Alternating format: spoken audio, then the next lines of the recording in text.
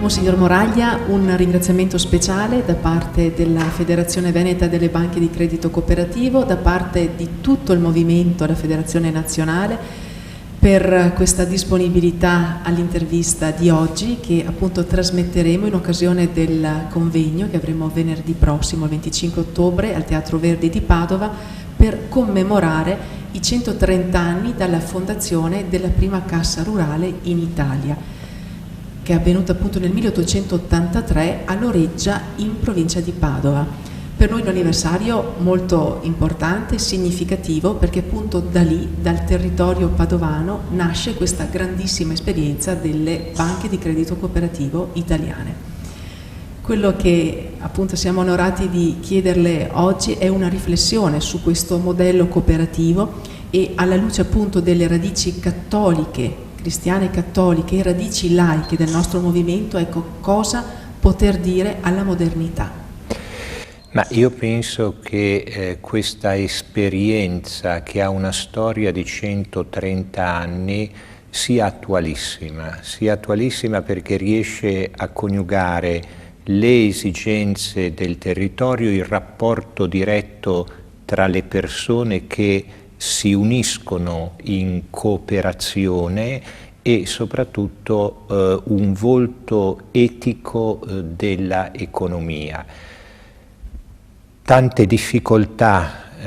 sono legate al fatto che nella imprenditorialità, che nel settore del credito non si è tenuto in considerazione la centralità della persona.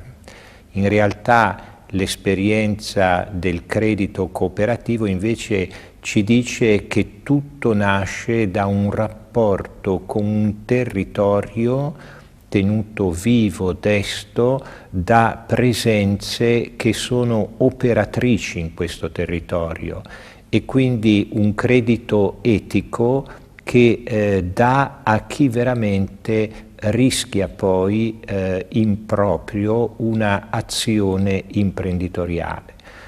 La modernità credo che sia legata proprio in questo fatto, la valorizzazione del territorio e un'etica e un'economia che si saldano all'interno di loro stesse, partendo dalla centralità dell'uomo. Sia l'etica sia l'economia sono scienze, saperi, realtà umane. Se non fanno i conti con l'uomo, se non si fondano sull'uomo, con l'uomo, se non partono dall'uomo, sono destinate a creare delle disfunzioni che poi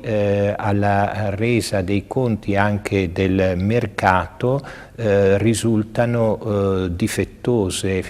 anche dal punto di vista della realizzazione del profitto.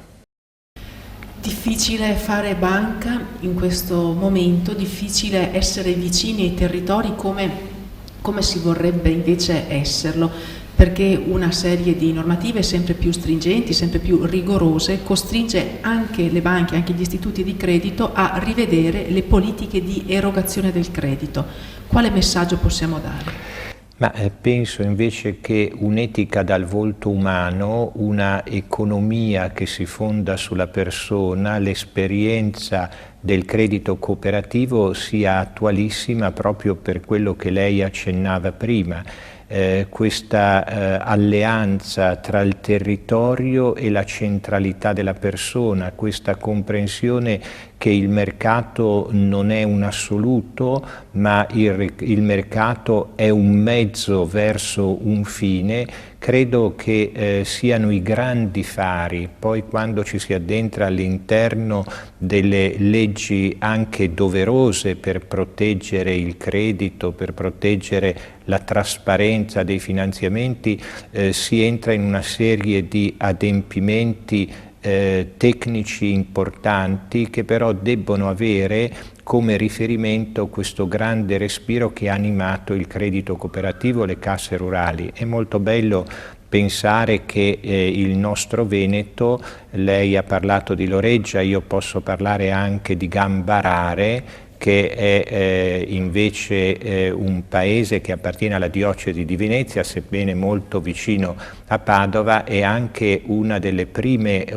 realizzazioni del credito cooperativo. E quindi credo veramente che il Veneto, che negli anni passati è stata la locomotiva d'Italia, il nord-est è stato la locomotiva d'Italia, possa ritornare se queste esperienze virtuose tra territorio e i principi fondamentali della dottrina sociale della Chiesa. Lei ha detto una cosa molto importante, prima ispirazione cristiana, ma anche nel termine, ha usato giustamente il termine laicità. Qui siamo nella vera laicità, cioè uno sguardo di fede che però si fonda sulla ragione e che è in grado di proporre un cammino umano anche al di là della fede cristiana, seppur partendo da un'ispirazione cristiana, il cui cuore è sempre la persona, quindi il principio che fonda la cooperazione del credito è il principio della solidarietà,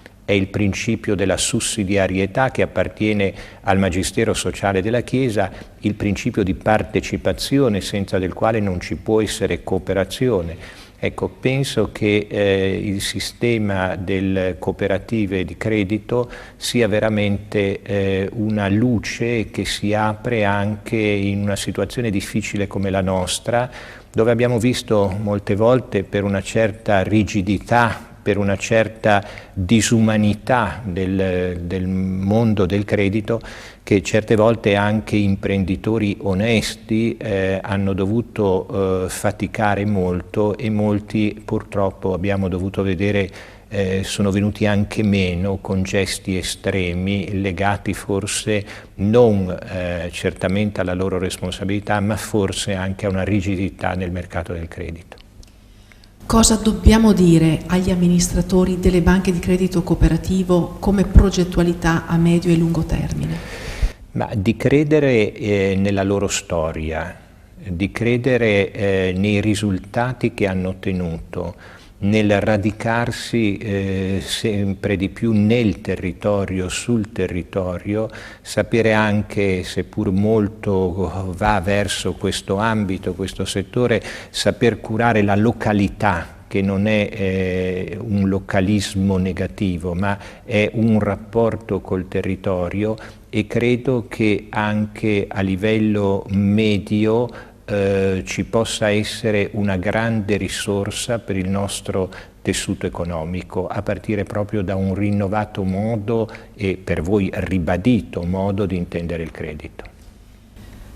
Per quanto riguarda il credito cooperativo e l'Europa, partendo dalle radici mutualistiche, dalla cooperazione, dalla solidarietà, cosa dobbiamo invece chiedere all'Europa?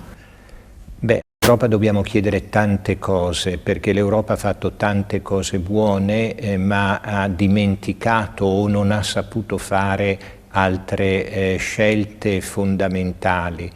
Dobbiamo evitare che l'Europa diventi solo l'Europa dei numeri, delle cifre, dei parametri,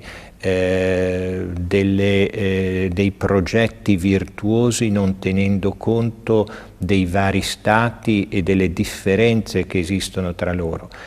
Mi pare che abbia un respiro europeo l'esperienza del credito, che è legata anche alla Germania, alla Renania, e quindi credo che il vostro ambito sia importante nel dire all'Europa che bisogna anche dare un volto umano, non buonista, ma un volto umano, fondare su un'antropologia umana integrale anche l'importante settore dell'economia e del credito.